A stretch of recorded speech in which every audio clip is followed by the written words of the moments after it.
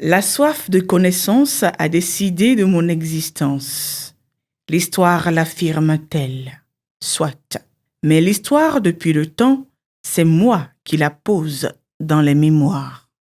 Si la nature humaine, depuis que j'ai ouvert les yeux sur le monde, avait, ne serait-ce qu'un court instant, pensé que les âges me réduiraient en cendres, les générations lui compteront les prouesses de mon rajeunissement. Je ne suis pas un homme, je le façonne. Je ne m'abreuve pas à la source de jouvence, je suis une fontaine où vie et science se partagent mes espaces. Je suis.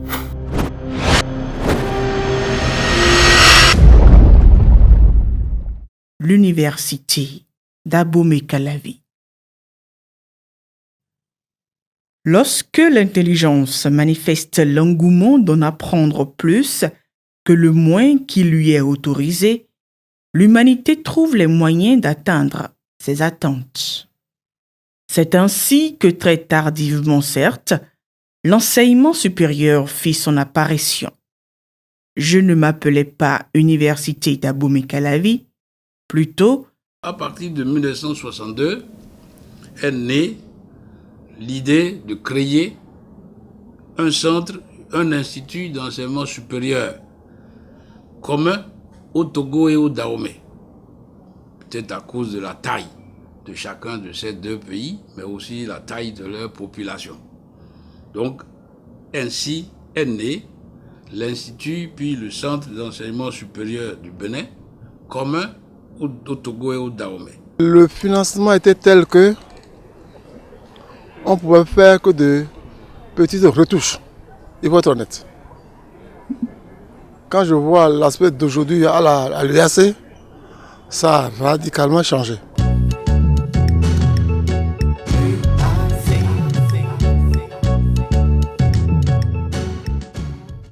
La recherche me gouverne. Grâce à elle, mon identité culturelle est préservée. L'univers est en perpétuelle ascension. L'innovation et la créativité prennent d'extrêmes dimensions. Le développement n'est plus unidirectionnel. C'est pourquoi la multitude de projets et de recherches initiés et encouragés confirme mon éternité. L'intérêt de ces fonds compétitifs, c'est d'équiper les laboratoires tout en permettant à des jeunes de se faire former. De se faire former comment, je crois, qu'il y a, n'est-ce pas, des fonds pour payer la scolarité de ces doctorants impliqués dans ces projets. Il y a des allocations mensuelles pour ces doctorants-là et je crois que c'est une initiative salutaire pour notre université. Énormément de promotions parmi ces collègues-là qui ont changé facilement de grade parce que les publications étaient prises en charge, les recherches étaient prises en charge, il y avait des frais de fonctionnement de ces différents comités de suivi-là et donc dans ces conditions, il ne vous reste plus qu'à travailler.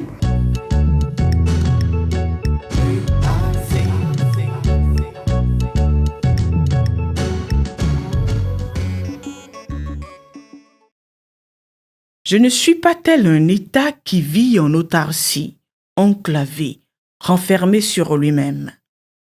Depuis que le temps a marqué ma présence, pour un meilleur renforcement des acquis infrastructurels et scientifiques, pour honorer les engagements de meilleure formation que j'ai pris envers les jeunes étudiants qui, en moi, ont placé leur confiance, mes bras demeurent constamment ouverts et accueillent toute forme de coopération avec les États étrangers et les universités. Dans le domaine universitaire, la coopération est indispensable. Aucune université au monde ne peut avoir toutes les ressources nécessaires. Donc, il est d'usage de chercher à mutualiser nos forces pour bien former les jeunesses qui viennent fréquenter nos établissements. Abomey-Calavi aujourd'hui a des ressources inouïes dans tous les domaines, aussi bien pour la formation en agronomie, dans le domaine d'ingénieur, dans le domaine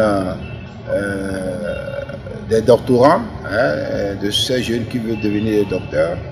Aujourd'hui, l'université Abomey-Calavi est devenue une référence dans le monde universitaire.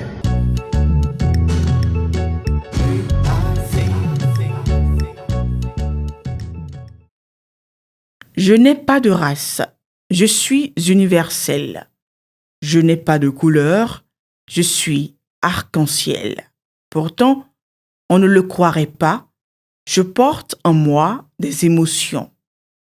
Lorsque mécontentement, désaccord, tristesse et violence de l'extérieur me peignent, mon cœur s'assombrit. On dit université nationale, mais il n'y a pas de truc là d'aménagement. On dirait qu'il n'y a pas un plan à suivre quoi, pour construire. On construit n'importe comment, n'importe quoi là. Les trucs ne sont pas aménagés. Vous voyez ici maintenant où nous sommes. Ce n'est pas aménagé, c'est sale. Alors on dit Université nationale du Bénin. Sur le plan moral, il reste beaucoup à faire. Je le dis publiquement. Et je peux donner un exemple. Cet arrêté rectoral qui dit que pour être président de jury, il faut être des nationalités béninoises. Vraiment n'honore pas notre université. À cause de ça, n'importe qui, celui qui n'aime pas philosophe, peut présider un jury de philosophie.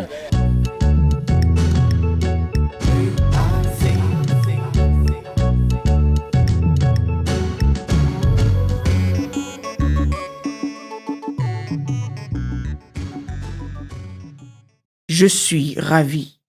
Mon cœur est à l'euphorie lorsque des détenteurs de savoir, d'opportunités et de capacités militent pour offrir de meilleures conditions d'études aux plus jeunes.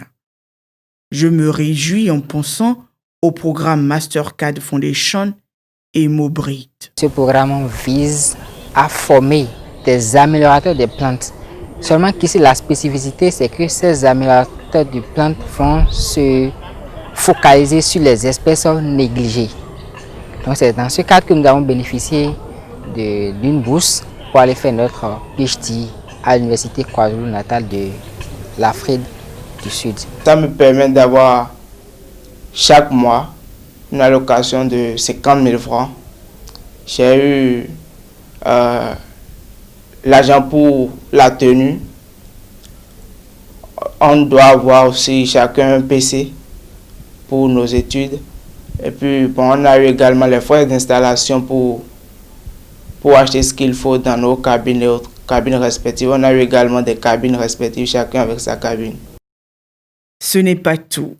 La dynamique de l'évolution du monde qui prend ses traits de l'autonomisation, de la créativité et d'une indépendance acquise au plus vite a aussi pris corps en moi. Mon sourire est béat.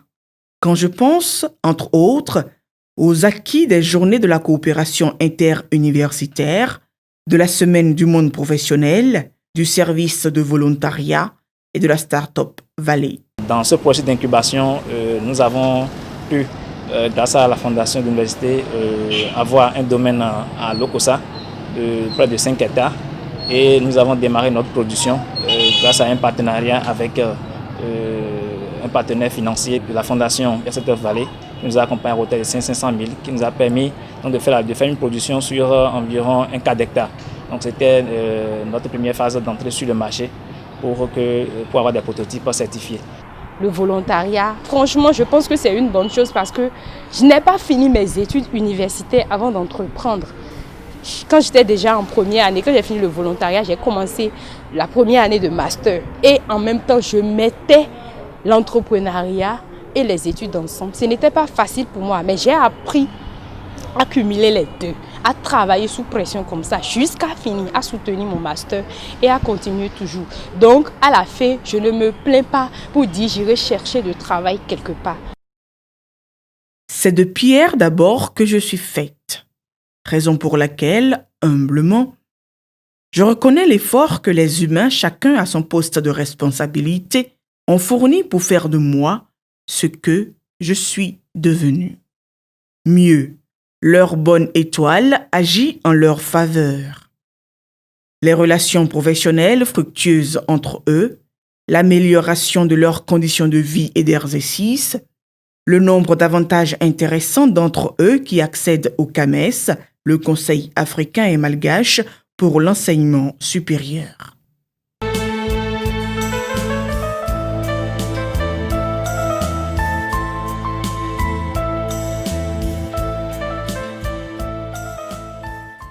Les humains de nature aiment la compétition, toujours à rechercher qui de qui va occuper les places d'honneur.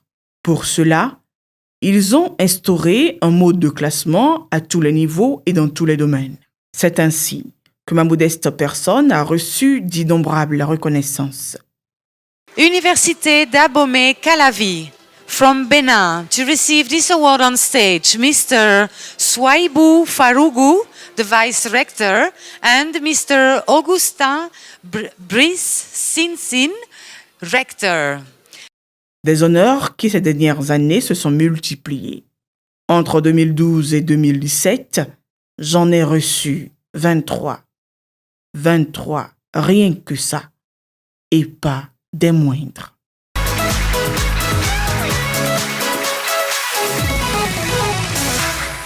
Je martèle, je le dis, l'équipe sortante a le mérite de faire de grands travaux. Ça, il faut le lui reconnaître. Avec des résultats probants, visibles, indéniables sur le terrain.